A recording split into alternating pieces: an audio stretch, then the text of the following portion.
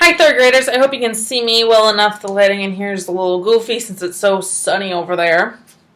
But today is day 20. I'm only going to post one video today in Google Classroom just because I kind of got a little bit more organized and not super ahead of myself, where I filmed myself reading a lot before I knew what days I was posting. But I know I'm posting this on Friday, the 24th, and I know that today is also day 20. So, Miss Pricer's finally getting it together. It only took me 4 weeks of distance learning. Now, we had been reading Charlie and the Chocolate Factory, and today we are going to read chapters 9 and 10. Now, these chapters are very, very, very, very, very short. I'm telling you that chapter 9, which looks like this in the book, is just one page flip. That's it. And then I'm done with it. And chapter 10 is not much different. There's 2 page flips. You're getting crazy, I think. Maybe a couple more. But 3 page flips. Going crazy. But there's also a couple pictures in that chapter.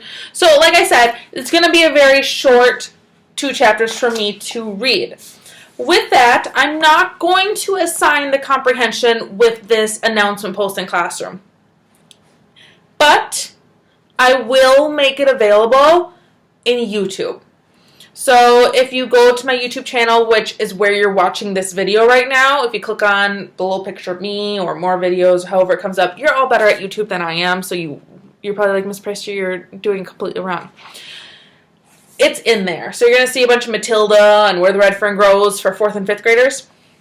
But there's going to be Charlie and the Chocolate Factory questions available. Usually I don't make them available until the day that we're watching it in Classroom, but I know that it's a Friday we're watching this and not doing the comprehension questions till Monday, and that's a few days where you can forget everything that happened. So if you would rather get it done today, go for it. If you'd rather wait for Monday when I post that assignment, also works with me. Okay, so like I said, I'm not necessarily posting the assignment with this, but you're welcome to do them. I know some of you like to do the comprehension questions right away, and I'm okay with that. Just know that on Monday, if you do the comprehensions today on Friday, on Monday you won't have an assignment necessarily for me to do. Besides answering the daily attendance question, which you should also do before or after you hear me read this book. Now, I'm going to read chapters 9 and 10. We had learned about Mr. Wonka and his decision to give out these golden tickets, which is wonderful. And we had met the first 4 people that had won these tickets. And they all kind of had something in common, and that's that they're a little greedy. They're not necessarily the nicest people. If we look at, like, Veruca Salt, she's very rude and demanding. Or Mike TV, how he just watches TV all day and he doesn't care. Or Augustus Gloop, and he is eating and eating and eating chocolate. That's all he wants. And then there's Violet Beauregard. So those are the 4 people. Took me a little bit on Violet's name. Hopefully I got them all correct and didn't say Violet twice in there. But those are the characters that we've been introduced to besides Charlie and his family. And Charlie got the chocolate on his birthday, because on his birthday the only thing he gets is that one chocolate bar, and he was so excited. He's like, oh, I might get the golden ticket. And his family was like, your chances are pretty slim. I mean, look at some of these other families who had factories opening chocolate, or they bought at least 10 chocolate bars a day. Charlie can buy 1 in a year. So his odds are pretty slim, and he did not get it. And he felt that disappointment. And his whole family was disappointed too. So we're going to read, finally, now that I'm done talking, we're going to read chapters 9 and 10. Chapter 9 is titled, Grandpa Joe Takes a Gamble. The next day, when Charlie came home from school and went in to see his grandparents, he found that only Grandpa Joe was awake. The other 3 were all snoring loudly. Shh, whispered Grandpa Joe, and he beckoned Charlie to come closer. Beckon means he's like, come on, come here. Charlie tiptoed over and stood beside the bed. The old man gave Charlie a very sly grin, and then he started rummaging under the pillow with one hand. Sly means like sneaky. He's like, I got something up my sleeve. And when his hand came out again, there was an ancient leather purse clutched in his fingers. Under cover of the bedclothes, the old man opened the purse and tipped it upside down. Out fell a single silver 10-cent coin. It's my secret hoard, he whispered. The others don't know I've got it. And now, you and I are going to have one more fling at finding that last ticket. How about it, eh? But you'll have to help me. Are you sure you want to spend your money on that, Grandpa? Charlie whispered. Of course I'm sure, spluttered the old man excitedly. Don't stand there arguing. I'm just as crazy as you are to find that ticket. Here, take the money and run down the street to the nearest store and buy the first Wonka candy bar you see. And bring it straight back to me and we'll open it together. Charlie took this little silver coin and slipped quickly out of the room. In 5 minutes, he was back. I'm going to pause here real quick. I want you to think. Do you think he's going to find that ticket in this chocolate bar? Or do you think it's not going to work out? So think to yourself right now, what do you think is going to happen? Have you got it? Whispered Grandpa Joe, his eyes shining with excitement. Charlie nodded and held out the candy bar. Wonka's Nutty Crunch Surprise, it said on the wrapper. Good, the old man whispered, sitting up in the bed and rubbing his hands. Now, come over here and sit close to me, and we'll open it together. Are you ready? Yes, Charlie said, I'm ready. All right, you tear off the first bit. No, Charlie said, you paid for it. You do it all. The old man's fingers were trembling most terribly as they fumbled with the candy bar. We don't have a hope, really, he whispered, giggling a bit. But you do know we don't have hope, don't you? Yes, Charlie said, I know that. They looked at each other, and they both started giggling nervously. Mind you, said Grandpa Joe, there is just that tiny chance that it might be the one. Don't you agree? Yes, Charlie said. Of course. Why don't you open it, Grandpa? All in good time, my boy, all in good time. Which end do you think I ought to open first? That corner, the furthest one from you. Just tear it off a tiny bit, but not quite enough for us to see anything. Like that? The old man said. Yes, now a little bit more. You finish it, said Grandpa Joe. I'm too nervous. Very well, then, here goes. He tore off the wrapper, and they both stared at what lay underneath. It was a bar of candy and nothing else. All at once, they both saw the funny side of the whole thing, and they burst into peals of laughter. What's going on? Cried Grandma Josephine, waking up suddenly. Nothing, said Grandpa Joe. You go on back to sleep. So they get the second candy bar. His grandpa somehow had an extra coin, and it's like, okay, Charlie, this is what we're going to do. We're going to get another candy bar. 10 cents for a candy bar. Different time. And was there a golden ticket in this one? No. So there was not a golden ticket in this one, which is unfortunate, but if we think, look at how many of these other kids opened compared to Charlie, it's also not that surprising. And throughout it, Grandpa Joe and Charlie going, you know our chances are slim. We have no chance at all. But then they giggle because they still have that excitement, like, just because we don't really have a chance, we could still win. Like, there's always hope that something positive can happen. You never know unless you try. And I'm a huge believer in that. My mom always, when I was growing up, my mom always told me, you never know unless you ask. You never know unless you try. And to this day, I still go, I'll never know what the outcome is unless I try for it. So Charlie and his Grandpa Joe in particular are going, we'll never know if we actually truly get it unless we try. It didn't work out for them. But, they're still putting that effort, and that's a good thing to learn from this book. It's a good message, is that you should always keep trying, even when stuff doesn't go your way. So we're going to do chapter 10 now, and like I said, it's only 3 page turns. So it's a little short guy. Chapter 10 is called The Family Begins to Starve.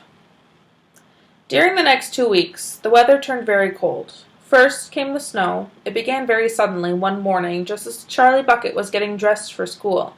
Standing by the window, he saw the huge flakes drifting slowly down out of an icy sky that was the color of steel. By evening, it lay 4 feet deep around the tiny house, and Mr. Bucket had to dig a path from the front door to the road. After the snow, there came a freezing gale that blew for days and days without stopping. And oh, how bitter cold it was. Everything that Charlie touched seemed to be made of ice, and each time he stepped outside the door, the wind was like a knife in his cheek. Inside the house, little jets of freezing air came rushing in through the sides of the windows and under the doors, and there was no place to go to escape them. The 4 old ones lay silent and huddled in their bed, trying to keep the cold out of their bones. The excitement over the golden tickets had long since been forgotten. Nobody in the family gave a thought now to anything except the 2 vital problems of trying to keep warm and trying to get enough to eat. So, the winter has come, suddenly. And it's described very nicely as like knives cutting into your skin as he goes outside, which we kind of know. We live in Minnesota. You know what it's like to go on those really, really cold, windy days, and it feels like little pricks on your skin, and it's like so cold you just can't wait to get inside again. So that's what it's like. Now, we know that Charlie's family does not have a lot of money, and they don't have enough beds or stuff like that for everyone in the household. And we also know that Charlie is one of those people that does not sleep in the bed. And he had described like winters are the worst. And they just told us in this page that when it's cold like this, they can feel it coming under the door. So if you think about your front door of your house, it usually blocks everything. When you close it, it's like you can feel the warmth of your house. Charlie's door doesn't do that. There's little cracks around the house to get out that allow for cold air to come in, so you can still feel it when you're inside. And now they're also worried about getting enough food to eat. And we're going to hear more about that too. There's something about very cold weather that gives one an enormous appetite. Most of us find ourselves beginning to crave rich, steaming soups and hot apple pies and all kinds of delicious, warming dishes. And because we are all a great deal luckier than we realize, we usually get what we want, or near enough. But Charlie Bucket never got what he wanted because the family couldn't afford it. And as the cold weather went on, he became ravenously and desperately hungry. Both bars of candy, the birthday one and the one Grandpa Joe had bought, had long since been nibbled away, and all he got now were those thin, cabbagey meals 3 times a day. So cabbage is a vegetable, and some of you might know what it is, some might not. It kind of looks like a ball of lettuce, and if you've had coleslaw, that has cabbage in it. So that is, it's like a vegetable. It doesn't always have the best taste unless it's cooked right, but most likely for him, it's just boiled. And they eat that 3 times a day. Then, all at once, the meals became even thinner. The reason for this was that the toothpaste factory, the place where Mr. Bucket worked, suddenly went bust and had to close down. Quickly, Mr. Bucket tried to get another job, but he had no luck. In the end, the only way in which he managed to earn a few pennies was by shoveling snow in the streets. But it wasn't enough to buy even a quarter of the food that 7 people needed. The situation became desperate. Breakfast was a single slice of bread for each person now, and lunch was maybe half a boiled potato. Slowly but surely, everyone in the house began to starve. And every day, little Charlie Bucket trudged through the snow on his way to school and would have to pass Mr. Willy Wonka's giant chocolate factory. And every day, as he came near it, he would lift his small, pointed nose high in the air and sniff the wonderful sweet smell of melting chocolate. Sometimes he would stand motionless outside the gates for several minutes on end, taking deep, swallowing breaths as though he was trying to eat the smell itself. "That child," said Grandpa Joe, poking his head up from underneath a blanket. Before I continue on, there is Charlie passing the great doors of the factory, and here's little Charlie right there. "That child has got to have more food. It doesn't matter about us. We're too old to bother with. But a growing boy? He can't go on like this. He's beginning to look like a skeleton." "What can one do?" murmured Grandma Josephine miserably. "He refuses to take any of ours. I hear his mother tried to slip her own piece of bread into his plate at breakfast this morning, but he wouldn't touch it. He made her take it back." "He's a fine little fellow," said Grandpa George. "He deserves better than this." The cruel weather went on, and every day Charlie Bucket grew thinner and thinner. His face became frighteningly white and pinched. The skin was drawn tightly over his cheeks, so that you could see the shapes of his bones underneath. It seemed doubtful whether he could go on much longer like this without becoming dangerously ill. So he's losing a lot of weight. He's not getting enough food, so his, like, they say cheek sunken in, where, like, it kind of goes in. And he's pale, and just they don't know how long he can go on without getting seriously sick. I'm going to try and turn this so you can see me a little better, maybe. That's a little better. Now we're just crooked. A little better. I'll just tilt with it. Okay. Somewhat. And now, very calmly, with a curious wisdom that seems to come often to small children in times of hardship, he began to make little changes here and there in some of the things he did, so as to save his strength. In the mornings, he left the house 10 minutes earlier so that he could walk slowly to school, without ever having to run. He sat quietly in the classroom during recess, resting himself while others rushed outdoors and threw snowballs and wrestled in the snow. Everything he did now, he did slowly and carefully to prevent exhaustion. So he's not getting enough food, so he's getting exhausted a lot sooner. Then one afternoon, walking back home with the icy wind in his face, and accidentally feeling hungrier than he had ever felt before, his eyes caught suddenly by a piece of paper that was lying in the gutter, in the snow. The paper was of a greenish color, and there was something vaguely familiar about it. Charlie stepped off the curb and bent down to examine it. Part of it was buried under the snow, but he saw at once what it was. Think, what's a papery thing that's green? Something very, very common that we see. Something that might have fallen accidentally when someone was walking down the street. What do you think it is? Shout it out. I can't hear you, but your family can. It was a dollar bill! Quickly, he looked around him. Had someone just dropped it? No, that was impossible because of the way part of it was buried. Several people went hurrying past him on the sidewalk, their chins sunk deep in the collars of their coats, their feet crunching in the snow. There he is, picking up the dollar bill, or looking at it. None of them was searching for any money. None of them was taking the slightest notice of the small boy crouching in the gutter. Then, was it this dollar? Could he have it? Carefully, Charlie pulled it out from under the snow. It was damp and dirty, but otherwise perfect. A whole dollar! He held it tightly between his shivering fingers. Gazing down at it, it meant one thing to him at the moment. Only one thing. It meant food. Automatically, Charlie turned and began moving toward the nearest shop. It was only 10 paces away. It was a newspaper and stationery store, the kind that says almost everything, including candy and cigars. And what would he do? He whispered quickly to himself. Would he buy one luscious candy bar and eat it all up? Every bit of it right then and there? And the rest of the money he would take straight home and give to his mother? That is the end of the chapter. And I'm not going to tell you the title of the next chapter, because I want to keep that to myself. But he finds his dollar, and he's like, no one's looking for it. So what do? Do I buy that one luscious candy bar and save the rest of the money for food, or do I bring it straight home? So he's kind of like in his brain toying with ideas like, what do I do with this dollar? He determined that he could have it because no one else was looking for it. No one else had dropped it. It was buried under the snow, so it had been there for quite a while. And he's like, okay, what do I do with it now? We know his family's starving and that they could use this money for food. But we know that secretly Charlie has that little seed in his brain where he's like, I really, really want to get that last golden ticket. But we know he's failed twice. He's had 2 rounds of disappointment. At that point, does he go, is it worth it anymore? The thing about what we talked about throughout this video, that you never know unless you try. So keep that, and I want you to do that as part of your life too, is always try. You never know what can happen. Maybe you want to try a new sport and you go, yeah, I'm not going to be any good at it. You'll never know unless you try. So keep that with you. And then, like I said, you don't have to do the comprehension questions today, but if you feel like it, go for it. Okay?